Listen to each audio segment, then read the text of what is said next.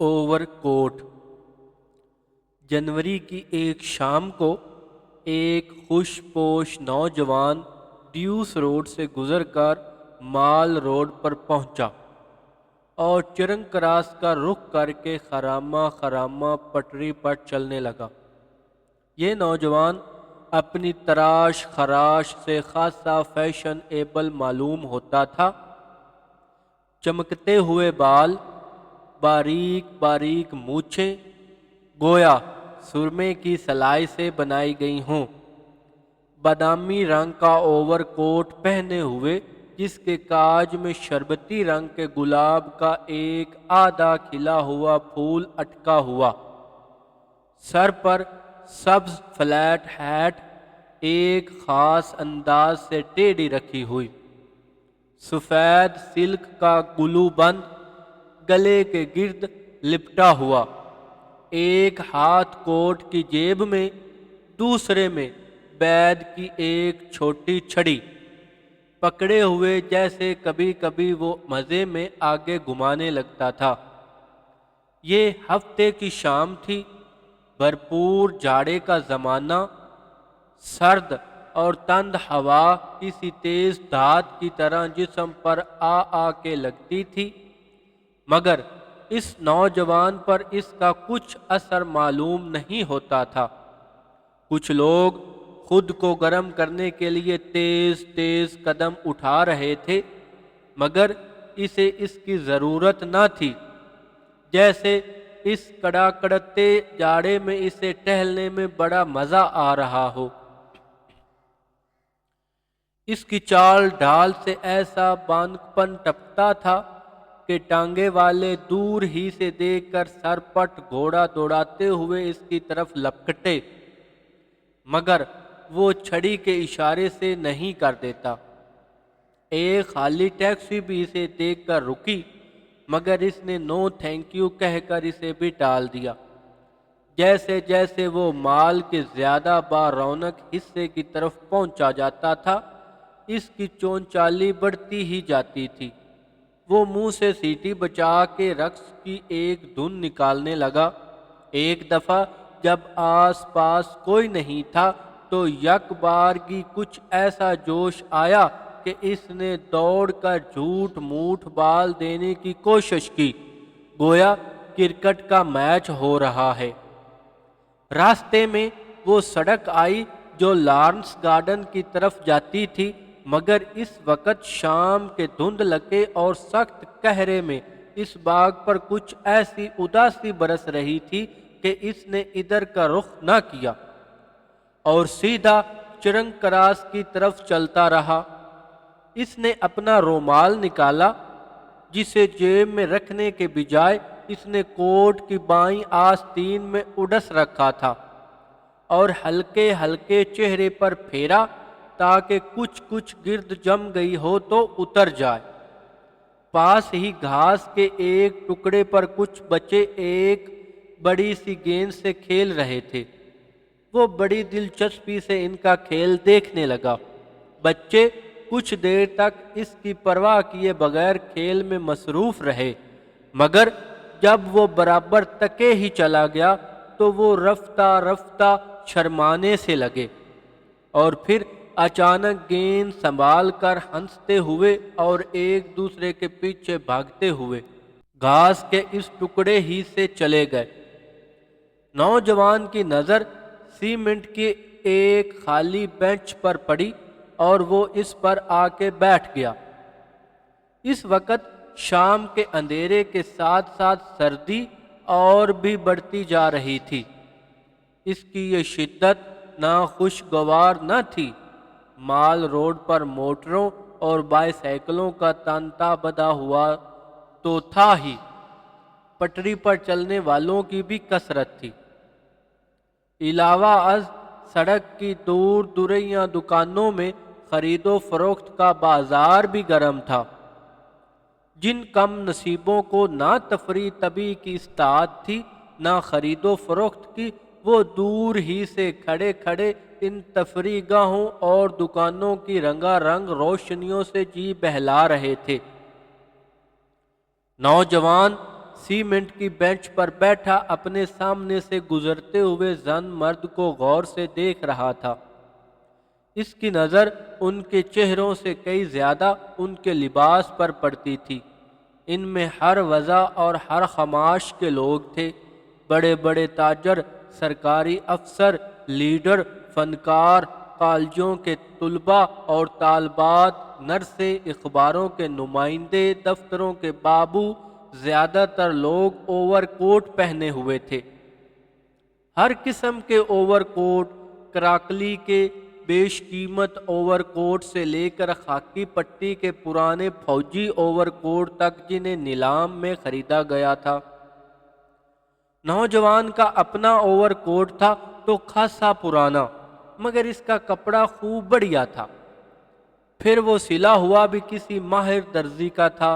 इसको देखने से मालूम होता था कि इसकी बहुत देखभाल की जाती है। कॉलर खूब जमा हुआ था, बाहों की करेजी बड़ी नमाया, सिलवट कहीं नाम को नहीं, बटन सीनिक के बड़े बड़े चमकते हुए। नौजवान इसमें बहुत मगन मालूम होता था। एक लड़का पान बीड़ी सिगरेट का संदूचका गले में डाले सामने से गुजरा। नौजवान ने आवाज दी, पान वाला, जनाब 10 का चेंज है तो नहीं, ला दूंगा, क्या लेंगे आप? नोट लेके भाग गया तो अजी वाह, कोई चोर चक्का हूं जो भाग जाऊंगा? इतबार ना हो तो मेरे साथ चलिए। लेंगे क्या आप? नहीं नहीं, हम खुद चेंज लाएंगे। लो ये अकन्नी निकल आई, एक सिगरेट दे दो और चले जाओ।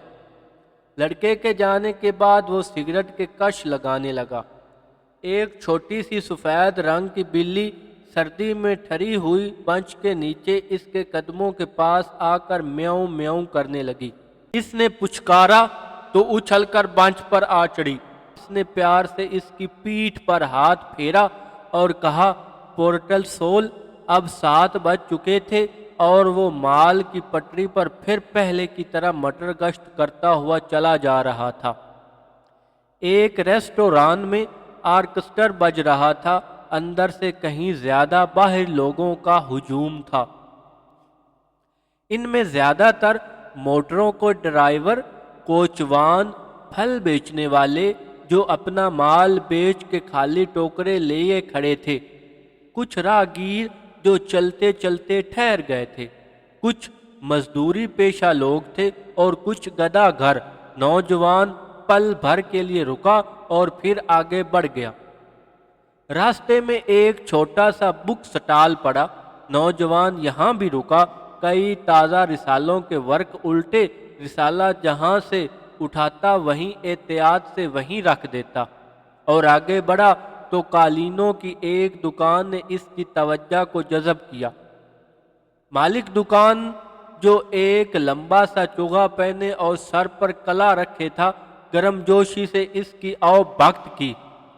जरा ये ईरानी कलीन देखना चाहता हूं, उतारिए नहीं, यहीं देख लूंगा, क्या कीमत है इसकी? 1432 रुपए, दुकानदार ने कहा। नौजवान ने अपनी भुवों को सुकेड़ा, जिसका मतलब था ओ इतनी? दुकानदार ने कहा, आप पसंद कर लीजिए, हम जितनी भी रियायत कर सकते हैं कर देंगे। शुक्रिया, लेकिन इस वक्त तो मैं सिर्फ एक नज़र देखने आया हूं। शौक से देखिए, आप ही की दुकान है। 2-3 मिनट के बाद इस दुकान से भी निकल आया। इसके ओवरकोट के काज में शरबती रंग के गुलाब का जो अध खिला फूल अटका हुआ था, वो इस वक्त काज से कुछ ज्यादा बाहर निकल आया था। जब वो इसको ठीक कर रहा था तो इसके होंठों पर एक खफीफ और पुरइसरार मुस्कुराहट नमूदार हुई और इसने फिर अपनी मटर गश्त शुरू कर दी। अब वो हाई कोर्ट की इमारतों के सामने से गुजर रहा था। इतना कुछ चल लेने के बाद भी इसकी तबीयत की चोनचाली में कुछ फर्क नहीं आया था। ना थकान महसूस हुई थी, ना उकटाहट। यहाँ पटड़ी पर चलने वालों की टोलियां कुछ छट सी गई थी और इनमें काफी फासला रहने लगा था। اس نے اپنی بیت کی چھڑی کو ایک انگلی پر گھمانے کی کوشش کی مگر کامیابی نہ ہوئی اور چھڑی زمین پر گر پڑی۔ او سوری کہہ کر زمین پر جھکا اور چھڑی کو اٹھا لیا۔ نوجوان نے شام سے اب تک اپنی مٹر گشت کے دوران میں جتنی انسانی شکلیں دیکھی تھی ان میں سے کسی نے بھی اس کی توجہ کو اپنی طرف منتف نہیں کیا تھا۔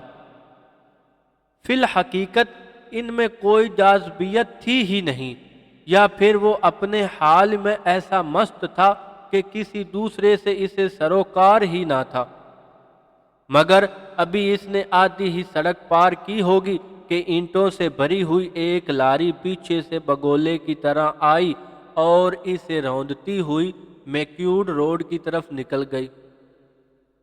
لاری کے ڈرائیور نے نوجوان کی چیخ سن کر پل بھر کے لیے گاڑی کی رفتار کم کی۔ وہ سمجھ گیا کہ کوئی لاری کی لپٹ میں آ گیا اور وہ رات کے اندھیرے سے فائدہ اٹھاتے ہوئے لاری کو لے بھاگا۔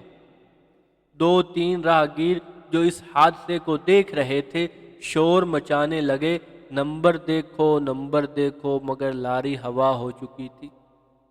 اتنے میں کئی اور لوگ جمع ہو گئے۔ ٹریفک کا ایک انسپکٹر جو موٹر سائیکل پر جا رہا تھا رک گیا۔ نوجوان کی دونوں ٹانگیں بالکل کچل گئی تھی، بہت خون نکل رہا تھا اور وہ سسک رہا تھا۔ فوراً ایک کار کو روکا گیا اور اسے جیسے تیسے اس میں ڈال کر ہسپتال روانہ کر دیا گیا۔ جس وقت وہ ہسپتال پہنچا تو اس میں ابھی رمق بھر جان باقی تھی۔ اس ہسپتال کے شعبہ حادثات میں اسسٹنٹ سرجن مسٹر خان اور دو نوعمر نرسیں مس شہناز اور مس گل ڈیوٹی پر تھی۔ جس وقت اسے سٹریچر پر ڈال کے آپریشن روم میں لے جایا جا رہا تھا تو ان نرسوں کی نظر اس پر پڑی۔ اس کا بادامی رنگ کا اوور کوٹ ابھی تک اس کے جسم پر تھا اور سفید سلک کا مفلر گلے میں لپٹا ہوا تھا۔ اس کے کپڑوں پر جا بجا خون کے بڑے بڑے دھبے تھے۔ کسی نے ازا درد مندی اس کی سبز فلیٹ ہیٹ اٹھا کے اس کے سینے پر رکھ دی تھی تاکہ کوئی اڑا نہ لے جائے۔ شہناز نے گل سے کہا، کسی بھلے گھر کا معلوم ہوتا ہے بیچارہ۔ گل دبی آواز میں بولی، خوب بن ٹھن کے نکلا تھا بیچارہ۔ ڈرائیور پکڑا گیا یا نہیں؟ نہیں، بھاگ گیا۔ کتنے افسوس کی بات ہے۔ آپریشن روم میں اسسٹنٹ سرجن اور نرسیں چہروں پر جراحی کے نقاب چڑھائے جنہوں نے ان کی آنکھوں سے نیچے کے سارے حصے کو چھپا رکھا تھا اس کی دیکھ بھال میں مصروف تھے۔ اسے سنگے مرمر کی میز پر لٹا دیا گیا۔ اس نے سر میں جو تیز خوشبودار تیل ڈال رکھا تھا اس کی کچھ مہک ابھی تک باقی تھی۔ پٹیاں ابھی تک جمی ہوئی تھی۔ حادثے سے اس کی دونوں ٹانگیں تو ٹوٹ چکی تھی مگر سر کی مانگ نہیں بگڑنے پائی تھی۔ اب اس کے کپڑے اتارے جا رہے تھے۔ سب سے پہلے سفید سلک کا گلو بند اس کے گلے سے اتارا گیا۔ اچانک نرس شہناز اور نرس گل نے بیک وقت ایک دوسرے کی طرف دیکھا۔ اس سے زیادہ وہ کر بھی کیا سکتی تھی؟ چہرے جو دلی کفایت کا آئینہ ہوتے ہیں جرائی کے نقاب تلے چھپے ہوئے تھے اور زبانیں بند۔ نوجوان کے گلو بند کے نیچے نکٹائی اور کالر تو کیا سرے سے قمیض ہی نہیں تھی۔ اوور کوٹ اتارا گیا تو نیچے سے ایک بوسیدہ اونی سویٹر نکلا جس میں جا بجا بڑے بڑے سوراخ تھے۔ ان سوراخوں سے سویٹر سے بھی زیادہ بوسیدہ اور میلا کچیلا ایک بنیان نظر آ رہا تھا۔ نوجوان سلک کے گلو بند کو کچھ اس ڈھب سے گلے پر لپیٹتے رکھتا تھا کہ اس کا سارا سینہ چھپا رہتا تھا۔ نوجوان سلک کے گلو بند کو کچھ اس ڈھب سے گلے پر لپیٹے رکھتا تھا کہ اس کا سارا سینہ چھپا رہتا تھا۔ اس کے جسم پر میل کی تہیں بھی خوب چڑھی ہوئی تھی۔ ظاہر ہوتا تھا کہ وہ کم سے کم پچھلے 2 مہینے سے نہیں نہایا۔ البتہ گردن خوب صاف تھی اور اس پر ہلکا ہلکا پاؤڈر لگا ہوا تھا۔ سویٹر اور بنیان کے بعد پتلون کی باری آئی۔ پتلون کو پٹی کے بجائے ایک پرانی دھجی سے، جو شاید کبھی نکٹائی ہوگی، خوب کس کے باندھا گیا تھا۔ بٹن اور بکسوے غائب تھے۔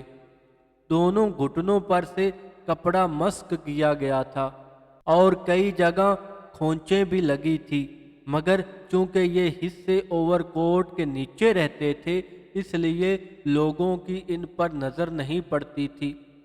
اب بوٹ اور جرابوں کی باری آئی اور ایک مرتبہ پھر مس شہناز اور مس گل کی آنکھیں چار ہوئیں۔ بوٹ تو پرانے ہونے کے باوجود خوب چمک رہے تھے، مگر ایک پاؤں کی جراب دوسرے پاؤں کی جراب سے بالکل مختلف تھی۔ پھر دونوں جرابیں پھٹی ہوئی بھی تھی، اس قدر کہ ان میں سے نوجوان کی میلی میلی ایڑیاں نظر آ رہی تھی۔ بلا شبہ اس وقت تک وہ دم توڑ چکا تھا۔